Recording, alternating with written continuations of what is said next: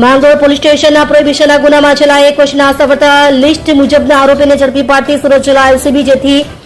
Shri RB Bhatol, police inspector LCB, Surat ગ્રામ્ય નાઓ એલસીબીના police અધિકારી કર્મચારીઓની અલગ અલગ ટીમો તૈયાર કરી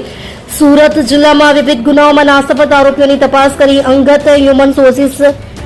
રોકી તેમજ ટેકનિકલ દિશામાં તપાસ કરી ચોક્કસ દિશામાં વર્કઆઉટ કરી અસરકારક કામગીરી કરવા જરૂરી દિશા સૂચન કરેલ,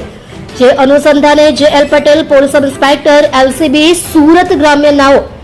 એલસીબીના પોલીસ માણસોની સાથે સુરત જિલ્લા વિસ્તારમાં નાસફળતા તથા વોન્ટેડ આરોપીઓને શોધી કાઢવા માટે પેટ્રોલિંગમાં હતા.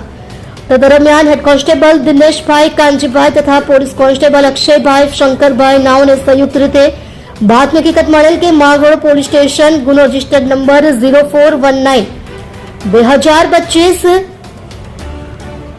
પ્રોહિબિશન 1 કલમ 65 AE 98-81-116B મુજબના ગુનામાં નાસફળ આરોપી શિવાજી ઉર્ફે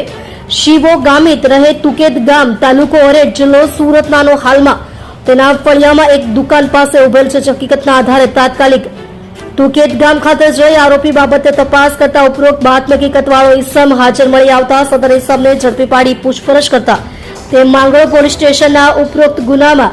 છેલ્લા 1 વર્ષથી નાસ્તો ફરતો હોવાની હકીકત જણાયેલ, જેથી આરોપી વિરુદ્ધમાં કાયદેસરની કાર્યવાહી કરવા સારું તડકેશ્વર પોલીસ સ્ટેશન ખાતે સુપરત કરેલ છે.